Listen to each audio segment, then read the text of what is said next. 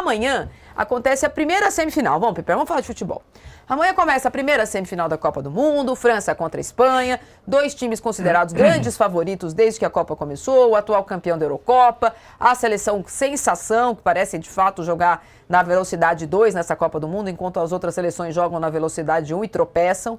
A verdade, Piperno, que hoje estava lendo os jornais espanhóis, a lição de casa desse programa foi assim, a Marília leu os jornais espanhóis, Piperno leu os jornais franceses. Aí na Espanha, Piperno, tá um chororô desgraçado, porque a Espanha, nessa Copa do Mundo, teve que fazer 22 horas de avião, 8 horas de ônibus, começou a Copa no México, já jogou em É verdade, hein? Já jogou no México, em Los Angeles, em Dallas, em Miami, em Nova York. E a seleção espanhola viajou muito mais que a seleção francesa nessa Copa do Mundo, né? Então, primeira fase, ficou com uma base no México, e depois foi para Los Angeles, depois teve que fazer uma base itinerante. Coisa que a gente falou muito aqui, a seleção brasileira quer ficar em Nova York, é melhor que a seleção brasileira fique em Nova York, porque a logística toda é melhor. Bom, a logística da Espanha não foi boa, a Espanha está na semifinal. Então já tem um chororô, que os jogadores espanhóis estão mais cansados, Piperno, porque viajaram mais e viajaram até de ônibus dentro do México. Aí, os franceses respondem a essa provocação, foi feita na coletiva de imprensa por um jogador, dizendo assim, mas a gente jogou em lugar que estava mais quente. Quer dizer, chororô em tudo quanto é idioma, Piperno. É claro, e aí todo mundo tenta dizer que houve favorecimento para o outro. Teve uma seleção, eu acho que foi a Colômbia. Tô achando que os franceses foram favorecidos, por isso que eles jogam tanto. Eu acho sim, eles têm... Temos razão. Temos razão sim. O favorecimento francês. Não há razão. O fato é que teve uma seleção, acho que foi a Colômbia, teve que jogar em 3 países. Tudo bem. Ela jogou no México, jogou nos Estados Unidos, jogou no Canadá. Todos os países que falam espanhol sendo prejudicados na Copa do Mundo. Ela não foi lá para fazer... Há um preconceito contra os hablantes. Ela não foi lá, e até porque teve bolita no começo do sorteio. Prejudica a Argentina, prejudica a Colômbia, prejudica a Espanha. Não era bolita quente, não. Bolita calda, não. Então, é o seguinte, sorteou por paciência. Não, mas isso é ótimo, porque vai de encontro ao que a gente estava acabando de falar, né? Que a FIFA impõe essas viagens e os times de 2 europeus gigantes, né? 2 europeus gigantes, estão reclamando. Na verdade, a gente tem que olhar menos para um contra o outro e mais para todos contra a FIFA. Todos contra a logística de uma Copa do Mundo furada em 3 países, em países diferentes, em viagens, em seleções que jogam em países diferentes. Nem isso ela conseguiu organizar e é muito difícil mesmo organizar esse calendário. Agora, é justamente isso que a gente falou na primeira parte. É a FIFA tomando decisões e os jogadores e as seleções indo contra isso. Uma hora alguém vai falar, não, peraí, não é bem assim. Não dá para você fazer a Copa em 70 países e a gente tem que viajar todos eles, né? Alguém vai se rebelar e, no meu modo de ver, isso parte e vai partir da Europa. E tem uma outra coisa, Piperno. A FIFA, ela faz o seguinte, uma Copa, lá no Catar, a gente fazia até 2 jogos no mesmo dia, porque os estádios eram pertinho, tudo na mesma cidade. Todo mundo foi para Doha. O clima de Copa do Mundo num país que, evidentemente, não vive de futebol, né? Não é o principal... É mais petróleo lá, viu, Piperno? Eles gostam bastante do dinheirinho do petróleo. Mas era tudo na mesma cidade. 10 estádios, num raio de 12 quilômetros, você fazia uma Copa do Mundo. Aí eles saíram de um raio de 12 quilômetros para um raio de 12 mil quilômetros. Então, às vezes dá para ir a pé de um estádio para o outro. E agora é uma Copa absolutamente espalhada. Vou até perguntar para o Robson, que ficou 90% do tempo dele em Nova York. No começo da Copa não tinha clima de Copa. O último jogo aí, Piperno, foi do Morelli, foi o jogo do Brasil. E eu vejo pelo menos pelos lugares que você tem ido, pouco clima de Copa do Mundo. A não ser os que ficaram, mas como só tem jogo aí no próximo domingo, né? As semifinais não são em Nova York, a cidade parece ter voltado ao clima normal dela, de novo, sem clima de Copa. É exatamente isso. Não é impressão, não. É assim que está Nova York, é assim que está New Jersey, é assim que está os arredores dos estádios. Eu fui no Rockefeller Center, que abriu um lugar para assistir jogos com 2 telões, poucas pessoas, na verdade, poucas pessoas. São visitantes, são turistas que param ali tem muito restaurante, você pega uma mesinha, você come um negocinho e você assiste o jogo, mas muitos até sem camisa, sem aquela coisa de torcida mesmo. O policiamento mais frouxo, pouca gente do lado de fora tentando entrar, pouca gente do lado de dentro vendo a partida. Então, assim, esse clima desapareceu de Copa do Mundo. É claro que deve voltar quando as seleções vierem para cá novamente na reta final, depois dessas semifinais. Então vai ter um evento de entrevistas no estádio ou em qualquer outro lugar, tem o jogo, tem as torcidas vindo para cá também, então isso vai mobilizar. Agora, em Nova York, desapareceu. O que você vê aqui de vez em quando é um torcedor da Argentina passeando com a camisa, fazendo as suas compras nos locais mais populares, mas a Copa em si acabou. E agora alguns eventos, algumas ações com jogadores, com empresas, isso você encontra em alguns lugares. Mas os próprios lugares onde deveria o torcedor se reunir para ver as partidas, na última rodada já foi muito fraquinho, sem conotação nenhuma. Eu fui comer ontem num café e na televisão, em vez de passar alguma coisa de Copa, estava passando outro esporte. Estava todo mundo assistindo, vendo ali, meio alguns indiferentes, mas nada a ver com Copa do Mundo. Bom, Copa do Mundo tem semifinal amanhã entre Espanha e França, Pipeno. E a gente tem vários assuntos sobre essa. A gente já falou sobre os últimos confrontos. Logo depois de vencer, a Espanha já falou que quem tem que ter... O Yamal falou que quem tem que ter medo de nós são eles, que a gente venceu. Temos aqui o histórico recente dos confrontos. Em Copa do Mundo aconteceu só uma vez em oitavas de final em 2006. A França venceu por 3-1 a Espanha, depois ganhou do Brasil nas quartas por 1-0, chegou à final. E aí o Zidane deu aquela cabeçada no Materazzi e a Itália foi campeã do mundo. Esquece isso. Aconteceu, Pipeno. E em jogos de Eurocopa se enfrentaram 5 vezes, com vitória da França em 84 por 2-0, empate em 96, vitória da França em 2000 por 2-1 e nas Eurocopas vencidas pela Espanha, em 2012 e também em 2024, a Espanha foi lá na França. Foi lá e venceu. Então, a Espanha recente, não é a Espanha de 1970, a Espanha recente vai lá na nossa França e pá, Piperno. Era o momento em que a Espanha chegou ao seu ápice e a França estava em momento de transição do time. Aliás, essa de 84 foi a grande final, né, da Euro vencida pela França de Michel Platini. Saudades, Pipo, dele? Você ficou triste naquele dia 20 de junho de 86? Eu vi, eu sei até a data, eu tenho toque com data.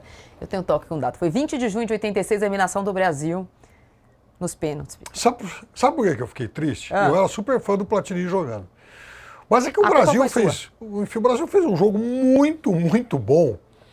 E o Brasil tomou um mísero golzinho naquela Copa. Pepe, aí não pode. Em que a bola desvia do zagueiro, engana o Carlos e aí, enfim, o Platini, o gol aberto faz o gol.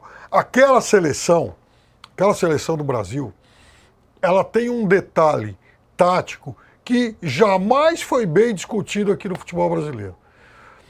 Mestre Tele Santana, a principal referência do futebol arte, inaugurou uma coisa na história da seleção brasileira em Copas do Mundo. A seleção com 2 volantes de marcação. Olha que delícia. Jamais isso é associado à figura do Tele Santana.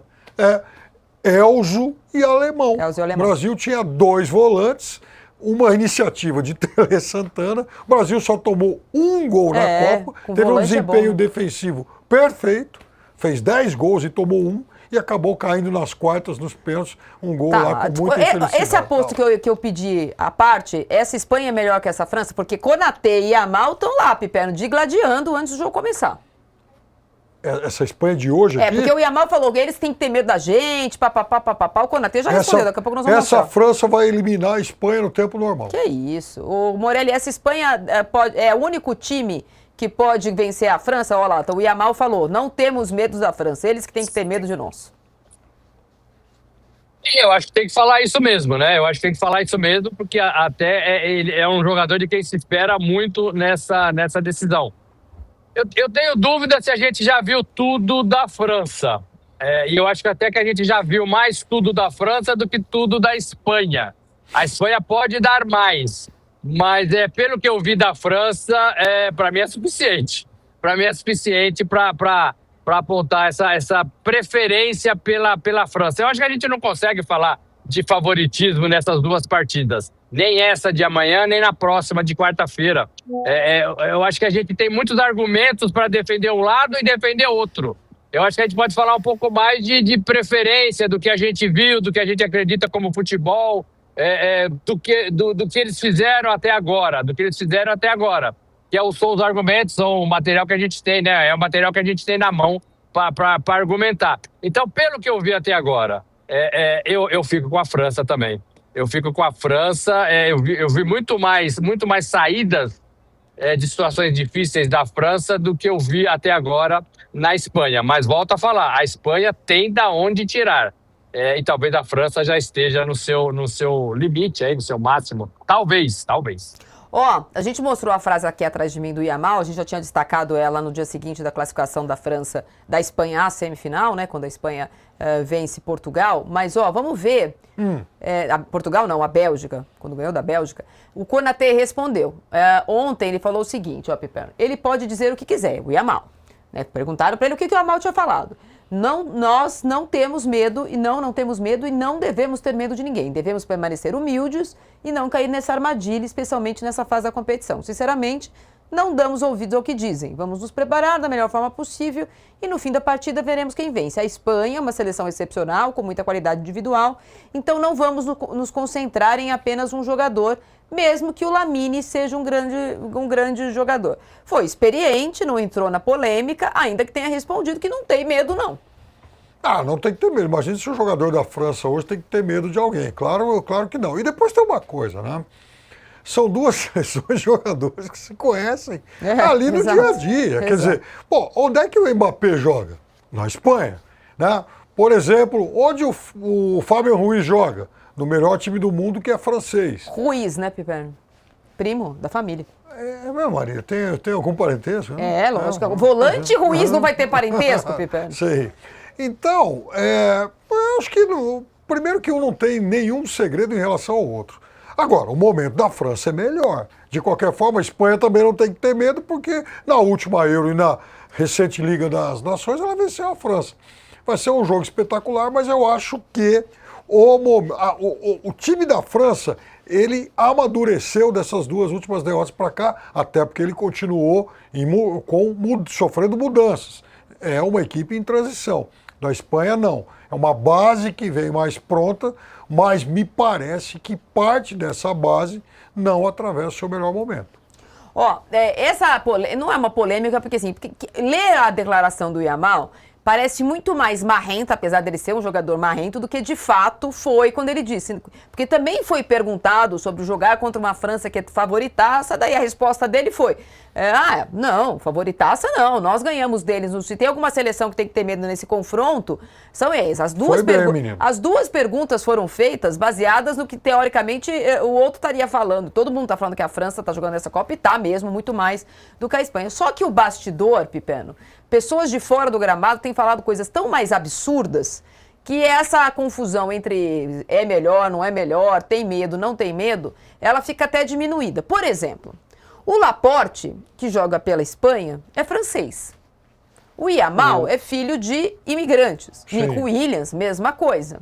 E aí, o rapaz lá, o ex-chefe do governo espanhol, resolveu dizer que os franceses... Mariano Rajoy. Resolveu dizer que a França não é uma seleção de franceses. O que imediatamente causou reações, por conta do racismo incluído nessa frase, de franceses e espanhóis. O próprio Cubarsi falou que a declaração do Rajoy não reflete o que pensam os espanhóis, porque o futebol virou um futebol globalizado e todo mundo que joga pelas suas seleções tem o direito. O Laporte, que é um grande representante dessa seleção espanhola vencedora, foi vencedor da seleção da Eurocopa, jogou o último jogo contra a França, estava em campo, é destaque defensivo dessa seleção, nasceu na França, jogou campeonatos por categoria de base pela França e só foi virar espanhol em 2021, depois de um processo em que ele mesmo durante várias vezes falou em coletiva que não gostaria de se naturalizar. E depois ele foi convencido a se naturalizar, sabe-se lá por quê, ou ele mudou de ideia, e o fato é que ele sempre responde por isso, fica muito bravo, inclusive. Ele falou assim, muitos jogadores se naturalizaram, vocês sempre perguntam pra mim. É evidente, ele falou muitas vezes que ele não ia se naturalizar, quando ele se naturalizou virou um assunto. Porque tem duas questões envolvidas, Pepanos, em relação ao Laporte. O Laporte joga no Atlético Bilbao. Né, já voltou, mas foi jogador, entre aspas, revelado pelo Atlético Bilbao. Basco. Que é basco.